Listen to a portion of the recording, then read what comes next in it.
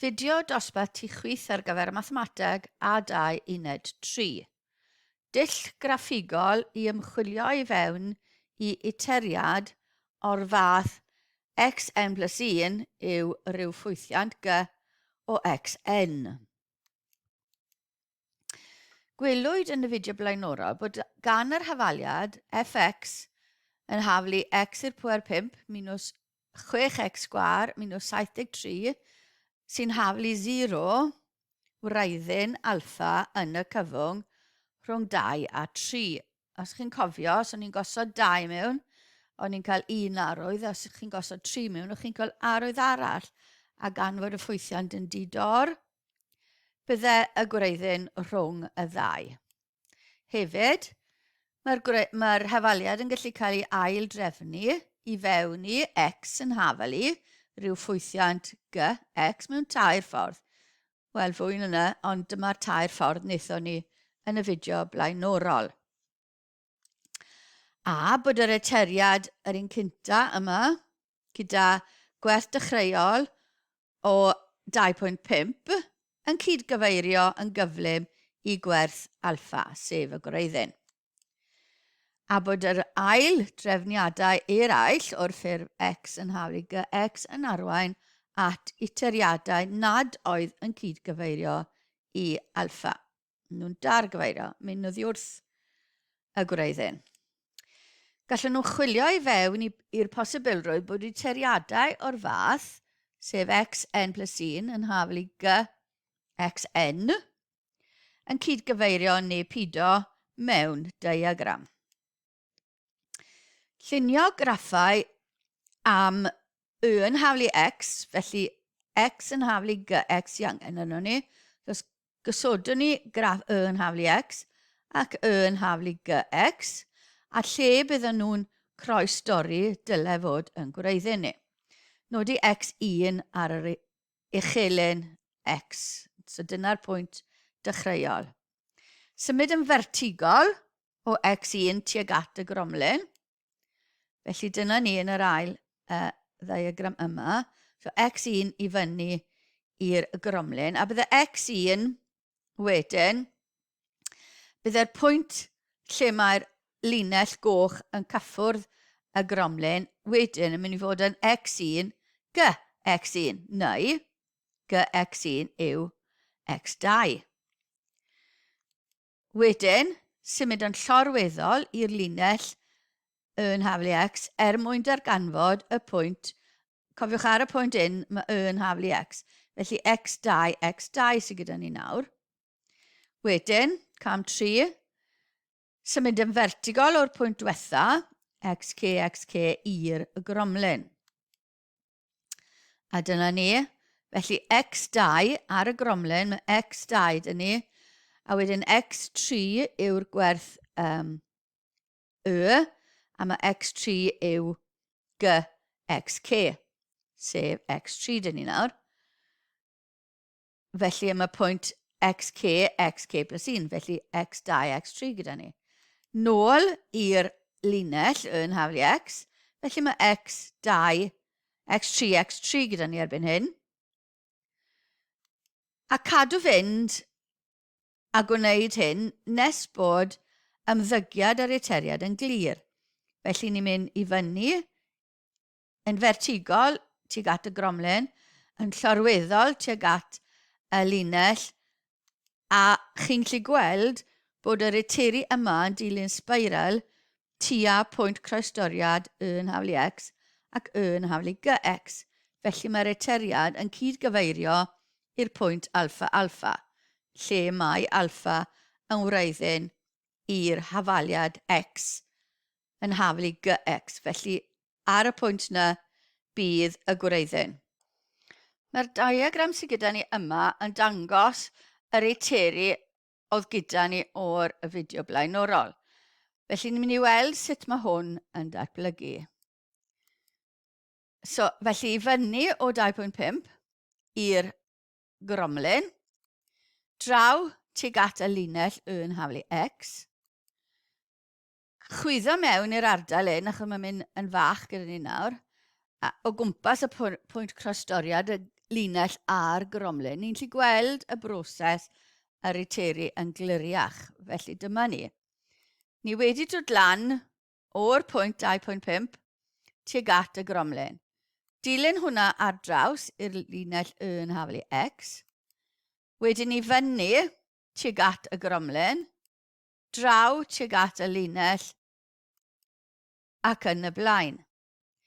Yn yr enghraifft yma, mae'r iteru yn mynd i fyny stepiau tuag at y pwynt croesdoriad, felly y yn haflu x a'r linell y yn haflu ail isradd, neu 5 isradd 6x sgwâr plus 73. Felly mae'r arteriad yn cydgyfeirio i'r pwynt y gwreiddyn, lle maen nhw'n croesdori. A gwreiddyn yr hafaliad x yn haflu gx yw gwreiddyn yr hafaliad gwreiddiol.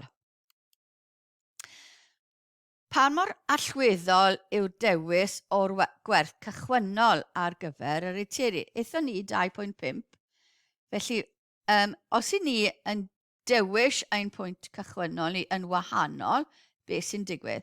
Wel, mae'r fideo bach yma yn dangos i ni beth sy'n digwydd. Felly, os i ni'n dechrau yma gyda 0.07981, a dyna'n gx ni, dyna'n linell yn haflu x ni yw'r un glas, a gallwch chi weld fel i ni'n symud y pwynt cychwynnol beth sy'n digwydd i'r iteru, a mae'r rhestr iteru lawr yr ochr chwith.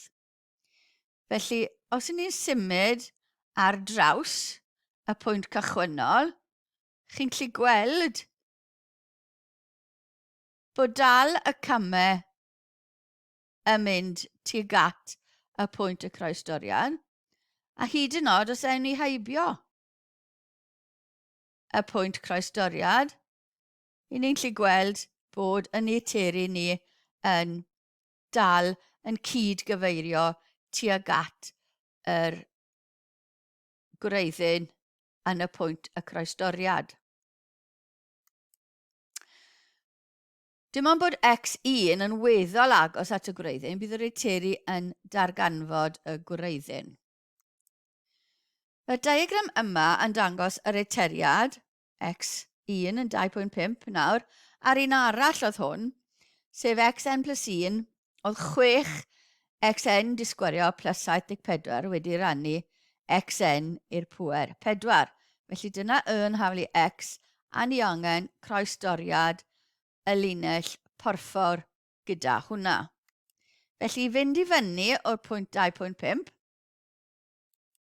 ar draws i'r linell yn haflu x, tuag at y gromlin, vertigol tuag at y gromlin, yn llorweddol tuag at y linell, yn vertigol tuag at y gromlin, yn llorweddol tuag at y linell yn haflu x, a chi'n gallu gweld beth sy'n digwydd yma. Mae fe'n sbeiralo mewn sbeiral wrth allan o'r pwynt y croesdoriad. Felly nid yw'r iteru yma yn cydgyfeirio i'r pwynt alpha, lle alpha yw gwreiddyn yr hafaliad. Cofiwch yn iar yn haflu x yma, a ni angen gwybod le mae hwnna yn croesi'r ffwythiant G. Felly nid yw'r iteriad yma yn gweithio. Nid yw'n cydgyfeirio, mae fe'n dargyfeirio. Mynd oddi wrth y gwreiddyn. Un arall, gwahanol. Enghraifft 1. Ystyriwch yr hafaliad e i'r pŵer 0.2x minus x minus 4 yn haflu 0. Gan ddefnyddio'r diagram sy'n dangos graffiau, y yn haflu e i'r pŵer 0.2x minus 4 ac y yn haflu x, felly mae'r x wedi mynd ar draws, darganfyddwch nifer gwreiddiau'r hafaliad. Felly ni wedi ail drefnu hwnna i gael y ddau hafaliad yma. Felly y yn haflu x yw'r un d, ac y yn haflu e i'r pŵer 0.2x minus 4 yw'r un goch. A chi'n gallu gweld mae yna ddau bwynt croesdoriad yn y cyfwng dewisol. Felly, dyna'r ail drefniad, yn haflu x ag yn haflu e i'r pŵer 0.2x minus 4. Felly, roddir y gwreiddiau gan gwerthoedd x y pwyntiau croesdoriad y ddau yna. Mae gennym ddau wreiddyd o fewn minus 5, 15. Ond nid oes gwreiddiau eraill gan, os dyw x yn llai na minus 5, mae x yn mynd i fod yn llai na minus 4 sy'n llai na gx. Felly mae'n hafaliad ni yma yn mynd i fod yn llai, dyna lle mae'n croesdori chilyn y. So mae'r hafaliad x yn haflu x yn llai na hwnna. Ac os yw x yn fwy na 15, ni'n gallu gweld bod graddiant y coch yn fwy na graddiant 1 sef graddiant yn haflu x. Felly, bydd y llinell goch yn tyfu ar raddfa'n gynt na x. Nawr ran yr un enghraifft. Profwch bod gan hafaliad 1 wreiddyn yn y cyfwng rhwng 14 a 15. Felly, os galwon ni yr ochr dde, ochr chwith, yn fx, sef fx yn haflu 0 wedyn, a f14 yn rhoi gwerth minus i ni, minus 1.56, ac f15 yn rhoi plus 1.09. Felly, rhoi 14 mewn, ni'n cael gwerth minus mas, rhoi gwerth 15 mewn, a ni'n cael gwerth positif mas. Mae'r ffwythiant yn ddidor, felly newid arwydd mewn ffwythiant didor yn golygu bod gwreiddyn o fewn 14-15. Ystyriwch yr iteriad. Wel, ail drefniant o hwn, a dechrau gyda'r pwynt 14, felly yr iteriad bod x, yr x yma, fel oedd dyn ni gynnau yn haflu e y pŵer 0.2xn minus 4, a ni'n mynd i ddechrau gyda'r pwynt 14. Defnyddiwch y diagram i ddarganfod os yw'r iteriad yma hefyd yn helpu darganfod gwreiddyn i hafaliad 1. Os ydyw yn cyd-gyfeirio, defnyddiwch hwn i ddarganfod gwreiddyn yr hafaliad.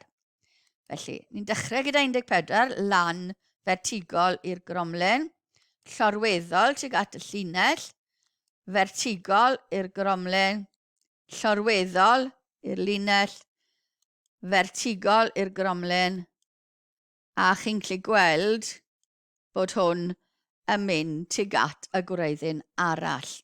Felly dyw e ddim yn cyd-gyfeirio tuag at y gwreiddyn rydyn ni angen yr un positif. Mae'r iteriad yn cyd-gyfeirio i wreiddyn negatif fx.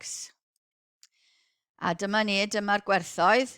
Felly os yw x1 latha yn 14, mae x2 yn fod yn 12.445, x3 yn fod yn 8.0484 yn fod yn 1 pwynt rhywbeth, x5 yn fod yn minus 2 pwynt rhywbeth, x6 yn fod yn minus, ac yn y blaen nes bod ni'n cyrraedd x10 a x9 tua yr un faint i 3 lledigol. Defnyddiwch y diagram i ddarganfod os yw'r iteriad yma yn helpu, felly yr un, ond ni wedi dechrau gyda pwynt gwahanol, ni'n dechrau gyda'r 15 yn lle'r 14. Os yw'r iteriad yma yn helpu ddarganfod gwreiddyn i hafaliad 1. Os yw'n cyd-gyfeirio, defnyddiwch hwn i ddarganfod gwreiddyn yr hafaliad. Felly dechrau'n 15 nawr, i fyny i'r gromlen, llorweddol i'r linell, vertigol i'r gromlen, llorweddol i'r linell, a chi'n gallu gweld bod hwn nawr yn mynd i fyny stepiau i ffwrdd o'r gwreiddyn, felly nid yw hwn yn cyd-gyfeirio o gwbl ta beth i ni'n dechrau gyda. So ni'n dechrau gyda pwynt yn llai, oedd e'n mynd tuag at y gwreiddyn negatif, sy'n dechrau dy pwynt yn fwy, ond mae fe'n dargyfeirio i ffwrdd o'r gwreiddyn, ddim yn cydgyfeirio. Ystyriwch nawr yr ail drefniant a x yn hafel i a ln x plus b. Felly mae angen i ni ail drefnu hwn i'r ffyrdd yma, lle mae a b yn gysonion sydd angen ei darganfod. A wedyn ymchwiliwch i weld os yw'r iteriad wedi selio ar y drefniad yma yn mynd i arwain at y trysiad newydd ar gyfer 1. A wedyn gwnewch crynodeb o'ch canfyddiadau ar gyfer datrysiad yr hafaliad. Felly edrych ar yr hafaliad, ni angen yr x sydd yn bwer i'r e. Felly mynd ar x plus 4, mynd ar minus x minus 4 ar draws, adio nhw, a ni'n cael x plus 4 ar ochr arall. Cymeryd logiau naturiol, ln o bob ochr, a ni'n cael 0.2x yn haflu ln yr x plus 4. Lliosi gyda 5, a ni'n cael x yn haflu 5 ln x plus 4.